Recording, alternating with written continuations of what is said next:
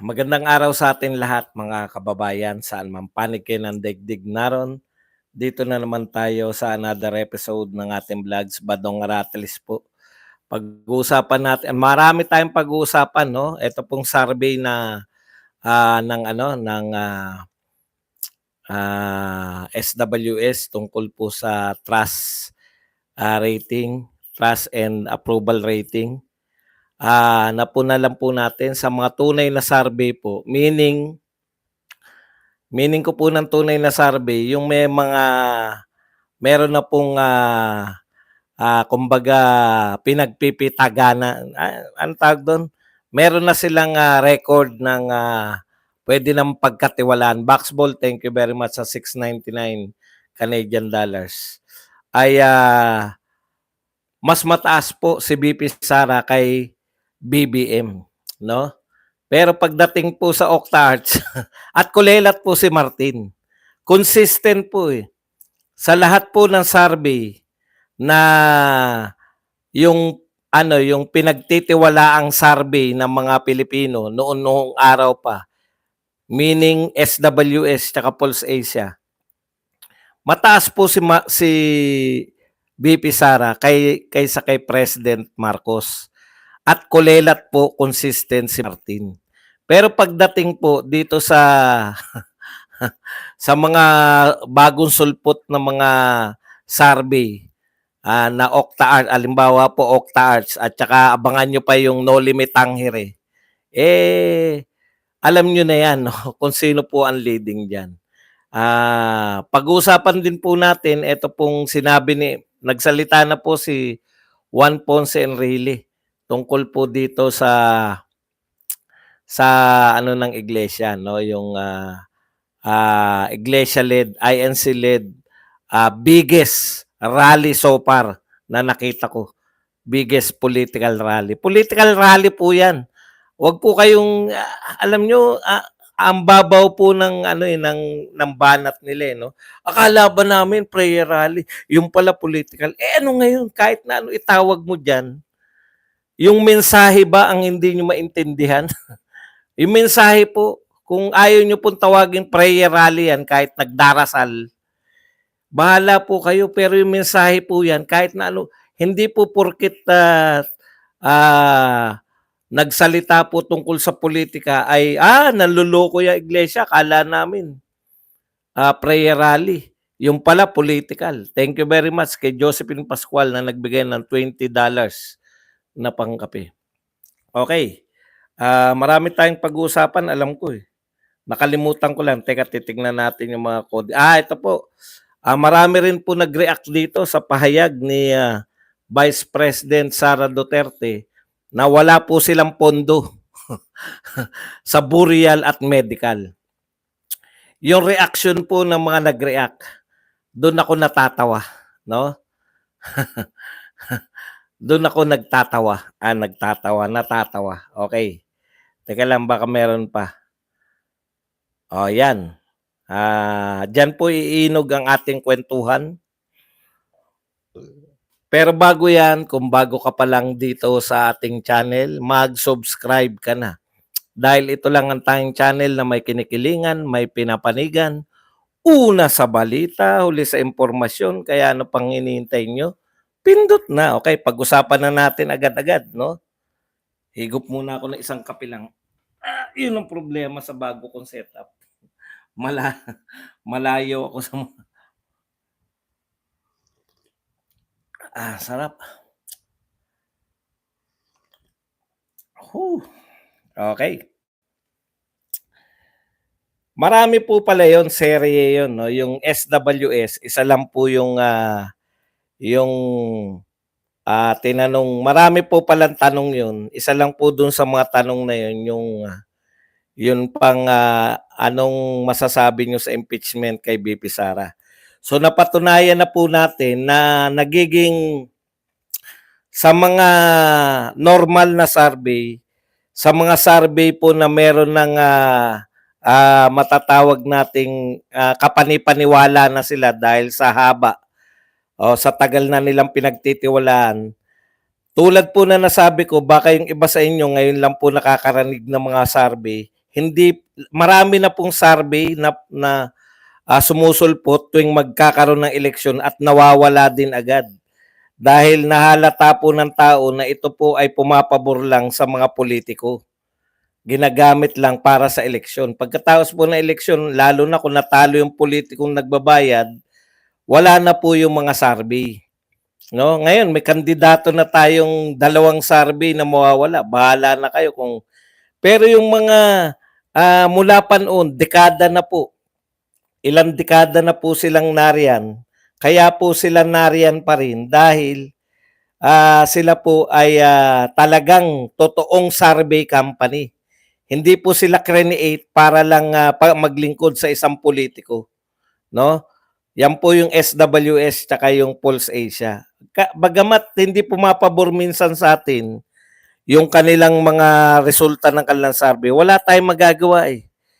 Pinahahalagahan nila yung kanilang yung pagiging scientific ng kanilang mga survey. Okay, katulad nito. Yung interpretasyon lang po yung mali dun sa pinalaganap nitong mga dilawan, nila Laila de Lima, nila Haiderian, nitong mga kung sino-sino pa na anti-Duterte, na 41% daw po ng Pilipino ay pabor sa impeachment. Nung sinuri po ni Bobby Tiglao, 19% lang pala. Napakalayo po ng 41% sa 19%. Ang majority po, hindi po nila alam kung bakit po may impeachment, kung ano po yung impeachment, kung para saan po at ano po, bakit po nakasalang si Sara Duterte sa impeachment. Ngayon, nagrally po yung Iglesia ni Cristo, 1.8 million ang nagrally. Hindi na lang po ngayon dito sa nakakonsentrate sa Kamaynilaan, buong Pilipinas. Hindi nyo po pwedeng i-ignore yan. Okay? Yan yung sinasabi natin. Kasabay po ng survey niya ng SWS, yung pong trust rating. At katulad po ng inaasahan natin sa mga tunay na survey po, ay talo po ni VP Sara Duterte si Marcos. Both sa Pulse Asia at saka sa SWS. Saan po nananalo si Marcos kay Sara Duterte? Diyan po sa mga Octa Arts at iba pang survey na hindi pa po natin naririnig. Never heard na mga survey, biglang may susulpot, doon po natatalo si VP Sara. Nakukuha pa nyo? At consistent po riyan, consistent po na kulelat si Martin Romualdez. Aray kong init. Okay. So, ibig sabihin, wala pong duda sa mga reputable na survey company, talo ni BP Sara si BBM. Yung mga hindi natin alam kung saan nagmulang mga survey company katulad niyang Octa Arts Dancers, dyan po umaangat si Marcos at si Romualdez.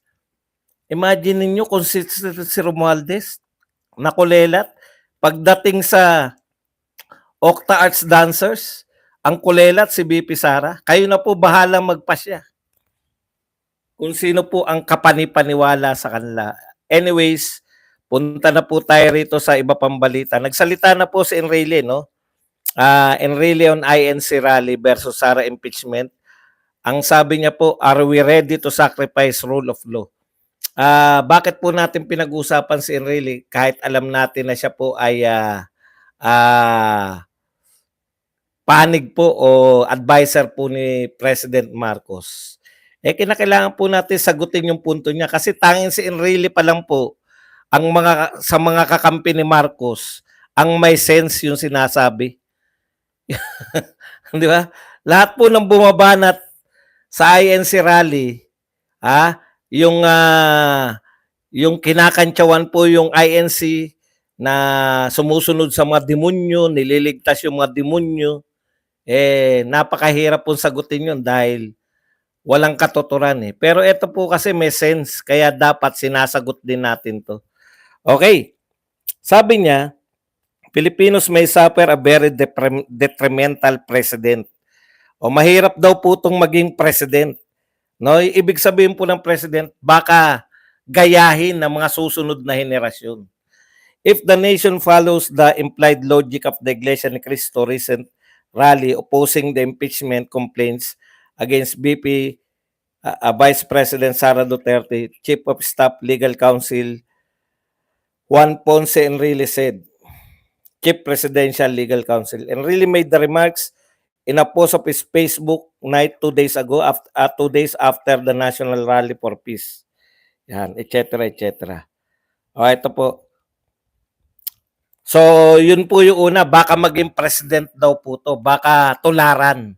O, ikalawa, there is a bigger question, can the INC, with all its mission, are prepared to discard or sacrifice the value of rule of law for a person or a group of persons? Di ba? Ang punto niyan really, may kakayahan ba yung INC na baguhin yung konstitusyon?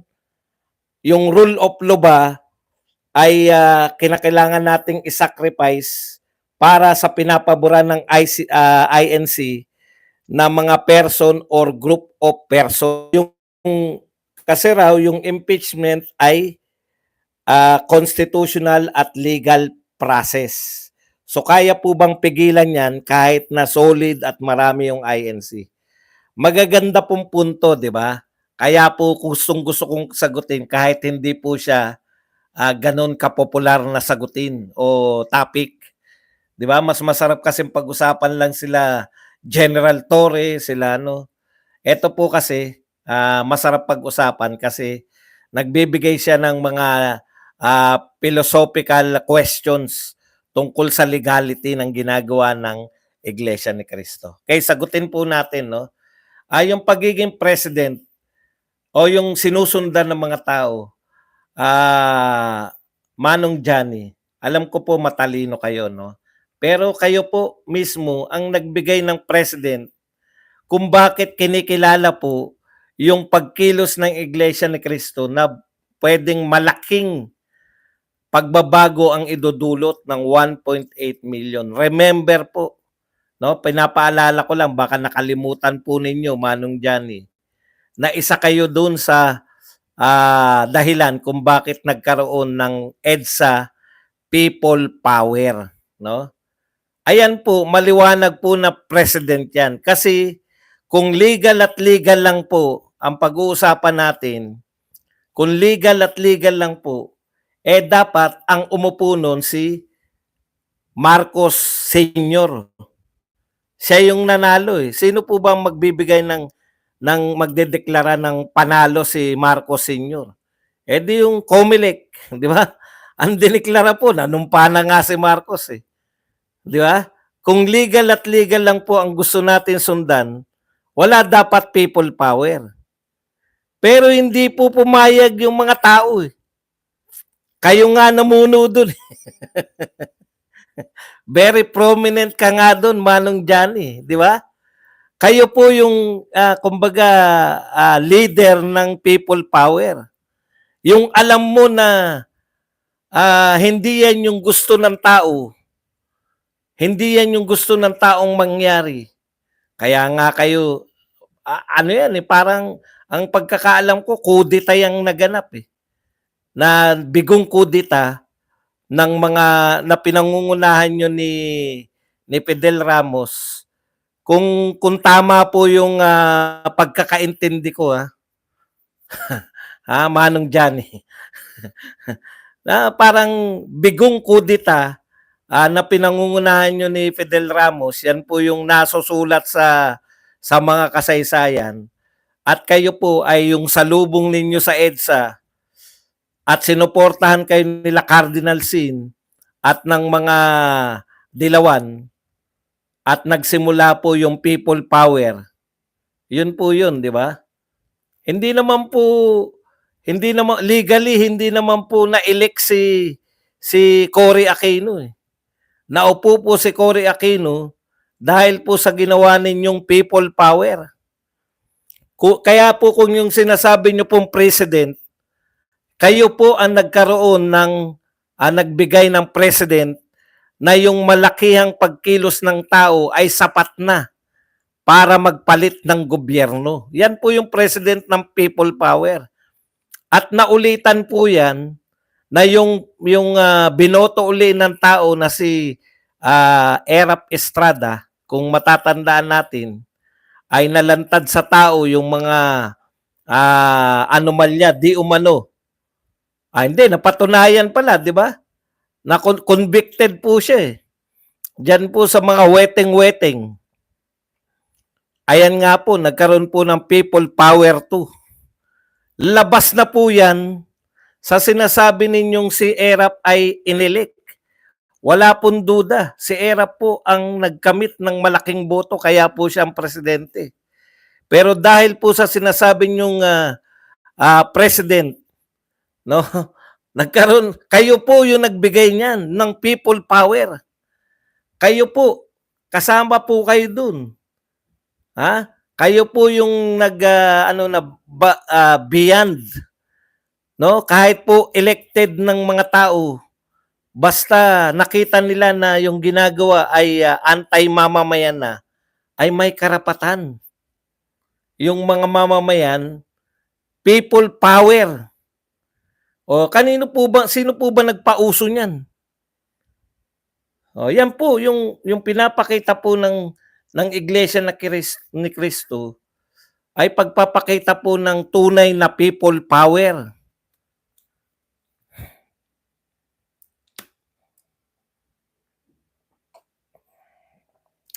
May president na po, hindi po to pauso ng Iglesia ni Cristo. Kayo po nagpauso na nung people power, yung pagpapakita, yung paglabas, pagpapakita, sama-samang pagkilos. Di ba? Okay, ikalawa po. Yung sinasabi po ninyo na kaya bang baguhin ng iglesia, tama po yun. Pero taliwas po sa hindi po yung iglesia yung nakaisip na wag nating ipa-impeach si BP Sara. No? Itatama lang po natin, Manong Johnny. Tama po yun, nasa konstitusyon po yun. Na impeachment po. Ngayon, bakit kayong mga Duterte kasama kayo doon? Siyempre, ayaw namin ma-impeach si BP Sara eh. Pero ito po ang tanong eh. Lahat po ng sinasabi ng Iglesia na Cristo, maski po naroon, maski po sa lahat po ng panawagan nila. Kaya nga minsan nagduda na ako eh. Sabi ko, welcome kaya kami rito dahil paulit-ulit na sinasabi ito ay sinusuportahan namin si Pangulong Marcos.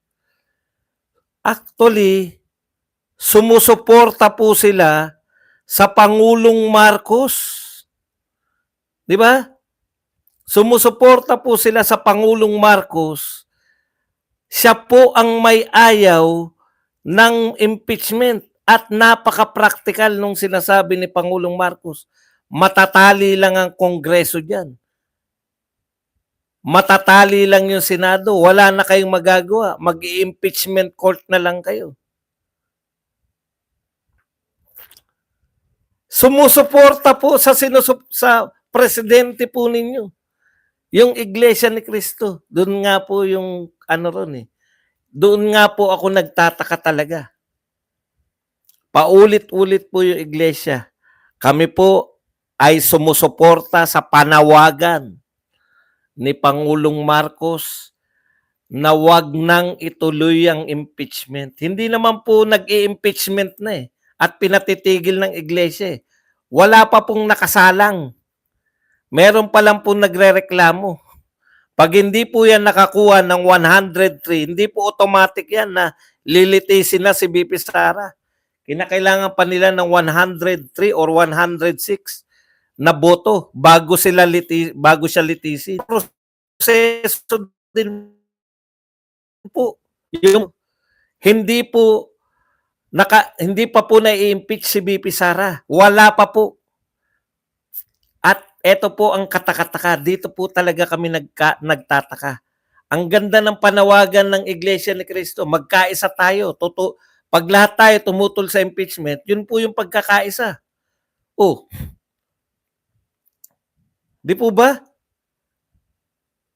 So nakiisa po yung mga Maka-Duterte sa Iglesia ni Cristo sa panawagan nila na sumusunod sa Pangulo ng Pilipinas. Ang kataka-taka, bakit yung mga followers ni BBM ang ayaw sumunod sa sinasabi ni BBM? Bakit sila po ang kumukontra sa sinasabi ni BBM na ayaw niyang magkaroon ng impeachment?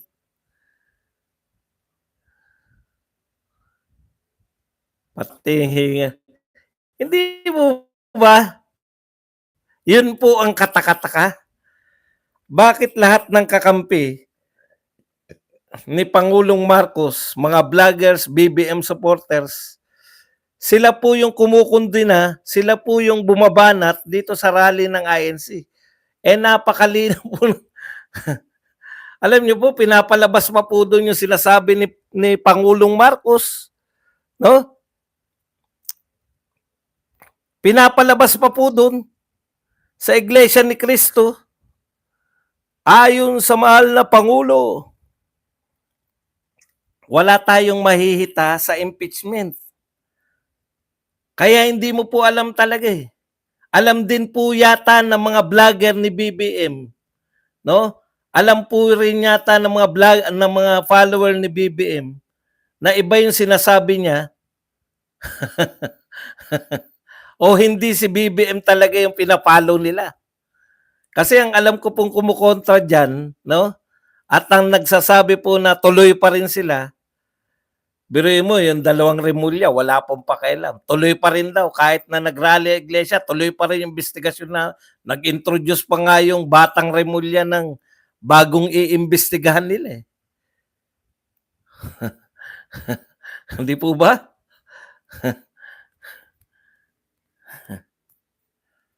Wala pong inaawat yung iglesia ni Cristo. Ay wala pong pinipigilan dahil hindi pa po nagsisimula. Wala pa nga kayong bilang. Hindi pa nga sila nakakakuha ng 103 o 100.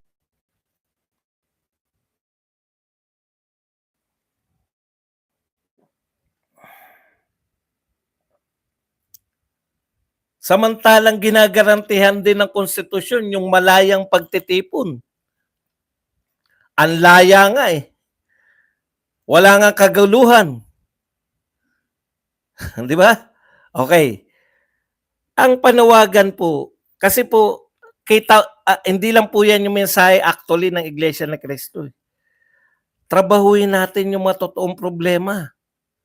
Yung totoong problema po, ang gusto nilang tutukan, hindi po yung gawa-gawa lang. Biblical na nga, yung babaeng nangalunya, bumato, yung unang taong walang kasalanan, yun ang unang bumato rito sa babae na to. Kasi ganun po ang parusa sa kanila eh. Babatuhin ka hanggang mamatay ka eh. Nakakita po ako niyan, no? Maiba lang po tayo. Sa Africa yata yan, ganyan pa rin. Babatuhin ka hanggang mamatay. Sabi ko naman, binabato ka na, tumakbo ka. Tumakbo ka na, makibatuhin mo na. Kasi mamamatay. Nakaganon lang sila sa lagla. Sabi ko, ano ba naman yung tumakbo ka, humabol man lang sila sa... Parang tinanggap na eh. Sabi ko, bakit hindi ka tumakbo? Okay. Yung tunay na problema, ano po yung tunay na problema? Kahirapan, no? Hindi natin naririnig kung paano po nyo lulutasin yung kahirapan. Eh. Taas ng presyo ng bilihin, corruption. Corruption po ang tunay na problema.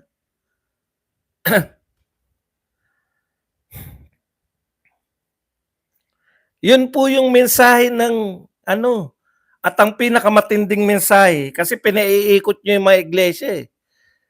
Para nyo sinasabi na ang mga iglesia ay uto-uto, nauuto ni Marcoleta, si Marcoleta po ay iglesia. Ako po, naniniwala ako kahit hindi po ako iglesia ni Cristo, yung mga yung anong tawag dito? Naniniwala po ako na yung mga sinabi ni Marcoleta, aprobado po yan ng mga pamunuan ng iglesia. Kasi ang pinalalabas na panlilin lang ng mga to, no? Parang si Marcoleta raw wala sa hulog. Alam ng prayer rally kung ano-ano mga pinagsabi.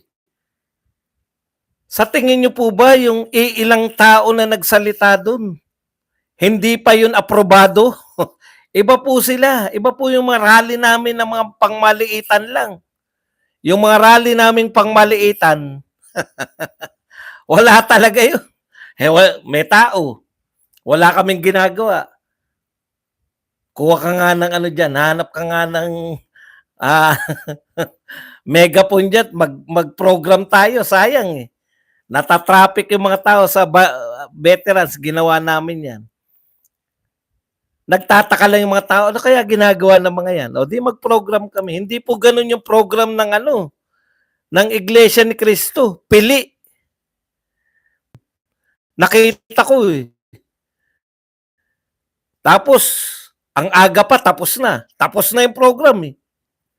Oh, kakaiba po sila. Hindi po sila yung pangmagdamagan na kung kailan hanggat meron pang gustong magsalita, hindi po ganun eh. Tapos sasabihin nyo na ilusot ni Marcoleta, ayaw ng pamunuan yung mga ginagawa nyo naman. Ano sabi ng mga Iglesia ni Cristo at saka lahat ng dumalo doon? Hindi kami mangmang, mas lalong hindi kami bobo.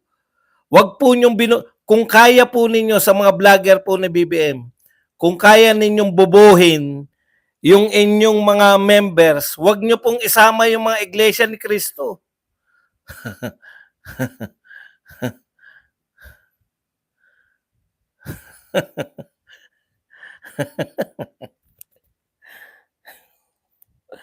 Okay. Punta po tayo rito. Dito po sila nagre-react na matindi, no? At baliktad po ang reaction. Ito po, there is no approved budget for the medical and burial assistance program of the Office of the Vice President under the 2025 General Appropriations Act, JA. We apologize for the inconvenience. Yan po ang pahayag ng Office of the Vice President. Yung dati po nilang ginagawa, pupunta po kayo ron, no? Pupunta po kayo ron sa opisina ng Office of the Vice President. Kayo po ay manghihingi ng tulong para makapagpalibing ng inyong alam niyo po, ang pupunta lang naman diyan na manghihingi ng pampalibing mga mahihirap eh. 'Di ba? O ngayon po, tinanggalan po ng pondo, wala na pong pondo, kaya po nagpahayag yung Office of the Vice President kasi wala po silang maibibigay sa inyo dahil hindi po sila binigyan ng pondo. Yan ba naman? Alam niyo po, nakakatawa po tong mga anti-Duterte, no? Sino po ba nagtanggal ng pondo? Si BP Sara po ba? Hindi po. Gusto nga po ni BP Sara dagdagan yung pondo eh. Ito pong gobyerno ni BBM. Hindi, si BBM actually yung sinubmit niya may pondo pa eh. Ito pong si Martin. Yan pong mga congressman ni Martin ang nagtanggal ng pondo kay BP Sara. Dapat sa mga congressman po kayo manghingi. Kasi ang katwirin nila, duplication naman daw yan. Duplication, kanino sila manghingi? O, saan yung duplication? Alam niyo po, dito baliktad, no? Kahit nakakatulong po ba si BP Sara sa burial? Alam niyo po ba na yan yung pangunahin ng OBP? Pangunahin po na tinutulungan ng Vice President ng Pilipinas ngayon, yung pong burial tsaka medical. Tanong, may problema po ba sa pamimigay ng pera? Mayroon po bang question yung COA sa burial and medical? Wala. Wala po. Wala palang question. May question po ba sa burial and medical yung mga congressman? Kasi lantad po yan. Yan po yung mga lantad. Yung po bang mga natulungan ng burial at medical, may mga pangalan? Meron po ba Mary Grace Piatos doon? Wala po. Lantad kasi yan eh. Pwedeng ma-check ng kung sino. Lahat nung pwedeng i-check ng kung sino, lantad kasi, above, hindi po yan lihim, hindi po yan confidential. Wala pong problema, pati mga congressman. O, di ba? Saan po sila nagkakaroon ng problema? Actually, wala rin naman problema eh. Wala naman po nawawalang pondo eh. Yung hinahanap nilang pondo, nakita naman nila. Pinambayad kala Mary Grace Piatos, pinambayad kay Kokoy Villamin, pinambayad sa mga safe houses. Na intention po talaga yun ng confidential fund. Ang problema ng mga to, gustong kilalanin si Mary Grace Piatos. Bakit? Gusto nyong itumba?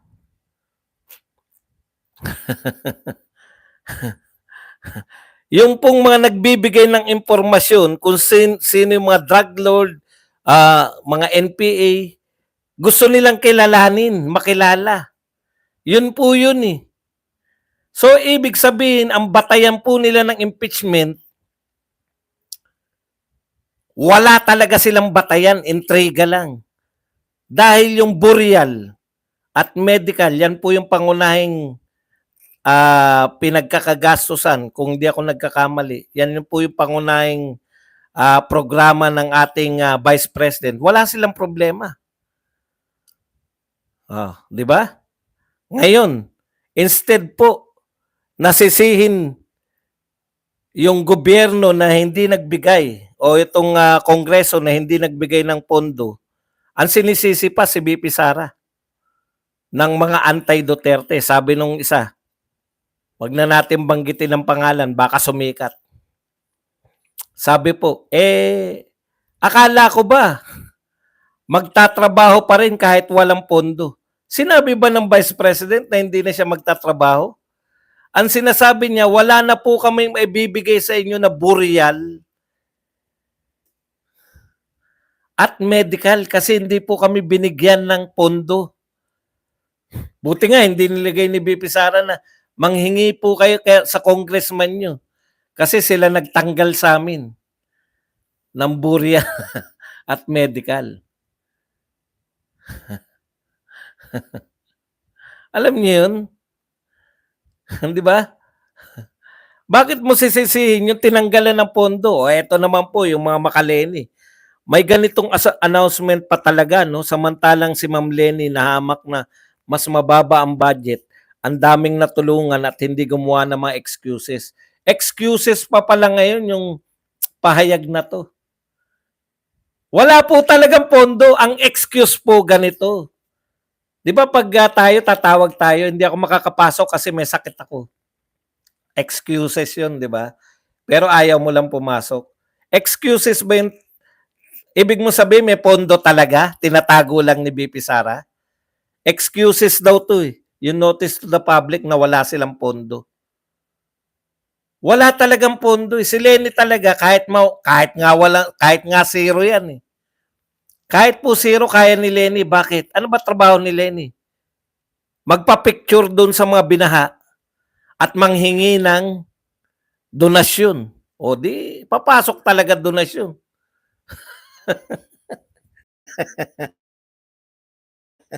Panay kayo, Lenny. Napag-usapan na natin yun, no, yung mas mataas. Eto pa po. Pero, bakit mo naman Badong? Wala ng pondo. Pero pwede po palang gawa ng paraan ni BBM kung gusto niya. Kasi po, ito balita, Tourism Department. Nung nakausap po ni BBM, sabi ni BBM, kumuha ka dyan mula sa contingency fund. Meron pondo si BBM, di ba? Bigyan mo sa kanya yung promotion. Yung promotion ng DOT. Sayang naman ng Pilipinas kung hindi mapopromote. Hindi, no? Nanginayang. So, binigyan ng, yung tinanggal ng Kongreso sa DOT, binalik ni Marcos sa pamamagitan ng kanyang contingency fund. Yun naman pala, Mr. President. Puwede niyo naman palang budgetan din si VP Sara. Ano po ba mas mahalaga sa inyo? 'Di ba? Wala po ba sa inyong kahalagahan yung mga mahihirap na hindi makapagpalibing ng kanilang mga pamilya? Okay.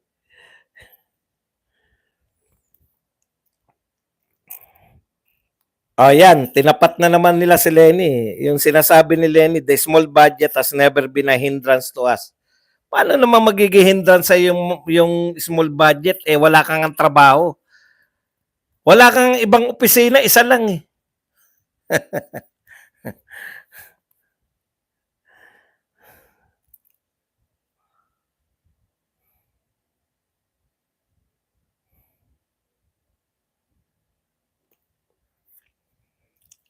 Okay. Sabi ni Manuel, namimiloso po, no? Binabanatan yung Iglesia ni Cristo. Impeachment ba ang gumagambala sa kapayapaan? Kasi peace rally yun. Tapos, para daw matuloy na yung yung kapayapaan, wag na raw impeach si BP Sara. Bakit? Impeachment bang gumagambala sa kapayapaan? Yan ang sagot ni Raulo Manuel sa INC-led rally. Ang tanong ko naman sa iyo, Raulo, bakit, no, Raul, bakit sa tingin mo okay lang na hindi ninyo sampahan ng impeachment, no, yung presidente ng Pilipinas na naglipat ng pondo ng PhilHealth, no? Yung mga nagbebenta ng mga ginto na hindi maipaliwanag at iba pa. Bakit hindi nyo yan sila yung impeach nyo? Bakit sa Vice President kayo na ang pinag-uusapan natin 125 million lang? Bakit hindi yung daang-daan bilyon na pondo ang pagtuunan nyo ng pansin? Di ba? O syempre, alam nyo na. Pag una nilang inimpeach si President Marcos, hindi po ako nananawagan na impeach si President Marcos, ha? Sa logic lang nila. Pag inimpeach nila si Marcos, magiging president si Sara Duterte, kaya hindi nila gagawin yun. Di ba? Hindi nila kayang gawin yun. Okay.